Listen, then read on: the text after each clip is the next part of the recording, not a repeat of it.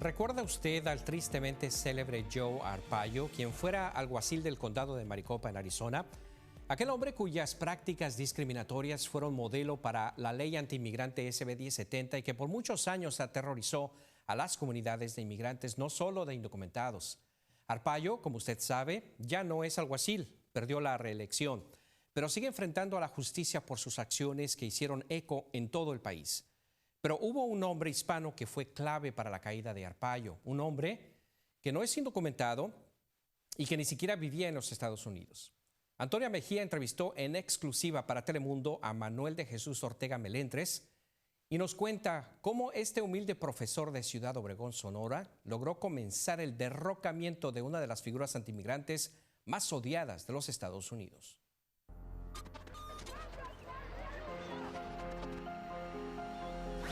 Nos están acorralando como si fuéramos animales.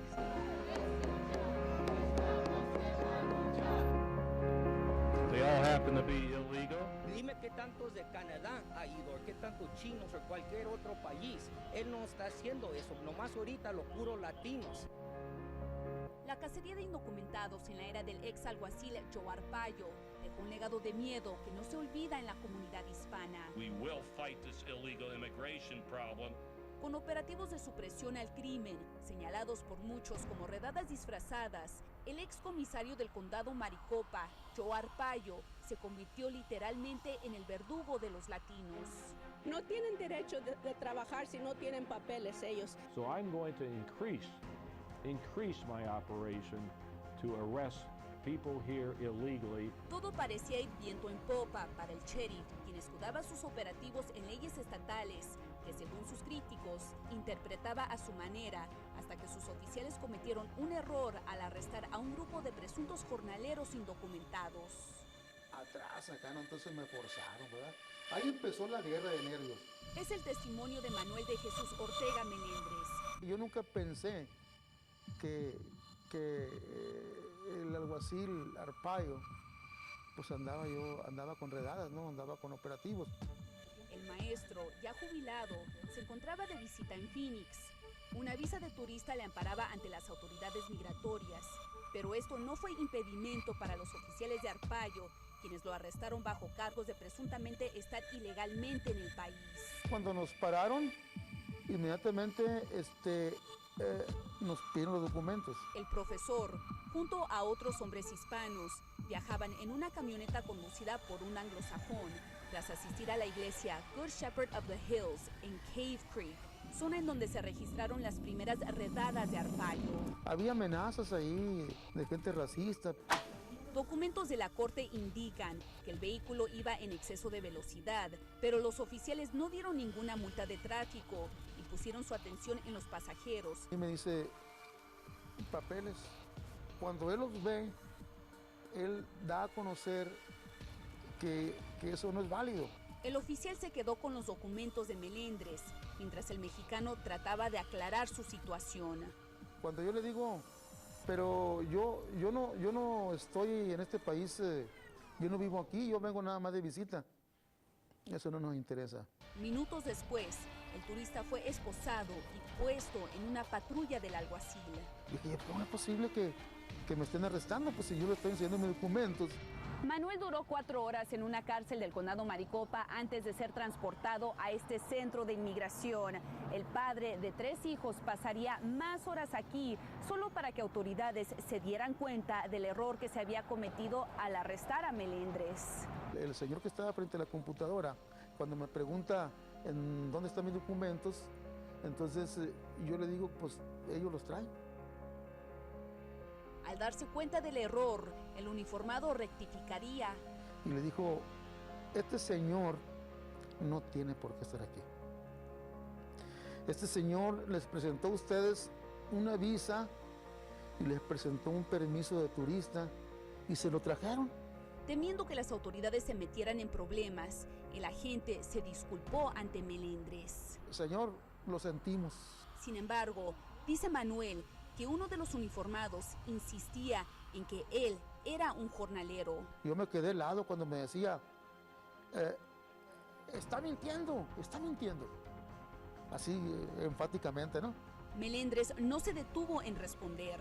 El que está mintiendo eres tú, porque si no me vistes que ando trabajando, pues ¿cómo estás aseverando que yo andaba trabajando? Pero tras un intenso intercambio de palabras, hubo una interrupción. No, dijo, cálmese ya, dijo el que me estaba entrevistando. Este señor se va a ir. Y me fui. Fue así, con el testimonio de este maestro de origen humilde, que se originó la demanda en el caso Melendres contra Arpaio. ¡Si nos sacan, nos regresamos!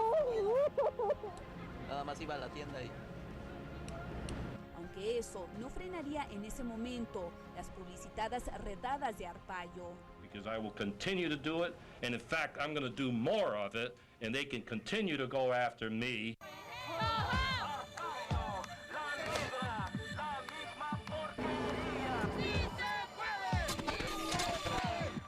Controversial ex alguacil Joe Arpaio se caracterizó por su postura contra los inmigrantes indocumentados. Escuché que creo que ya andaba por aquí. ¿Quién sabe si realmente vaya a andar por aquí ahora o mañana? Y yo suponiendo yo con una amiga, pues le digo, ya si a mí me llegan a agarrar, pues le encargo a mis niños o viceversa, porque pues uno nunca sabe. Nosotros nada más que queremos concentrarnos en la seguridad pública de nuestra comunidad. I will continue to do it, and in fact, I'm going to do more of it. Esa fue la respuesta desafiante del entonces alguacil a sus detractores, sin imaginar lo que vendría después. Un hombre bien malo, no piensa en los demás. La demanda de Manuel de Jesús Ortega Melendres se convirtió en el inicio de la caída del polémico comisario tras 24 años en el poder. It's Judge Snow that violated the 10th Amendment. What the chief deputy said is what I didn't say. Fue durante esta demanda que el magistrado Murray Snow ordenó al sheriff a detener las redadas. El caso de Melendres es un caso muy importante porque fue la única vez a donde un juez dijo que Arpaio estaba culpable de violar los derechos de los latinos. Pues no fue humano, en realidad, no fue un trato humano. Documentos de la corte señalan que oficiales sacaron una cartera y una pequeña botella de crema que Melendres tenía en sus bolsillos. Oficiales le preguntaron cuántas veces se masturbaba por semana. Además del abuso verbal, Melendres se preocupó por abuso físico. Yo aquí tengo yo una operación. Entonces cuando me pusieron las esposas me la removieron, pues. Me la removieron y me movieron este hueso de aquí y me empezó a molestar mucho, pues. Entonces cuando yo le pedí, Señor, por favor, quíteme las esposas y póngamelas adelante porque me está lastimando. No. Con el apoyo del pastor de la iglesia, Good Shepherd of the Hills, se iniciaron las gestiones en busca de justicia. Cuando a mí me arrestaron, él me dijo, esto no se va a quedar así, me dijo. Y fue que empezó. Melendres consiguió un abogado privado, quien a su vez contactó la Unión Americana para Libertades Civiles, conocida como ACLU por sus siglas en inglés. Y obviamente ellos tienen el derecho a la justicia, ¿no? Alessandra Soler, abogada y directora ejecutiva de la organización que lucha por los derechos civiles, explica que ACLU igual consiguió anexar otros casos de presuntas víctimas de discriminación en los operativos del alguacil e invitarían a que otras organizaciones se suman a la querella. Porque fue un caso obviamente muy grande por muchos años, que nosotros empezamos el caso en 2008 y todavía estamos litigando esta demanda. Con la acción legal, abogados del caso pidieron un alto a las prácticas discriminatorias y que fueran declaradas inconstitucionales. Pero el juez federal no fue el único en quitarle el poder migratorio a Arpaio. El gobierno federal le retiró el programa 287G, que permite a agencias locales cumplir con leyes de inmigración. Las prácticas de él fueron un modelo para la ley SB de 70 y por muchos años él terrorizó nuestras comunidades. Necesitamos más testimonios para que denunciemos todos estos abusos. Nothing changes. Arpaio no quitó el dedo del renglón y continuó con sus redadas, llamando la atención al nivel internacional, contrario a Melendres. Yo no quería aparecer en la noticia, yo no quería de ninguna manera y bajo ninguna circunstancia no quería. Por eso me perdí.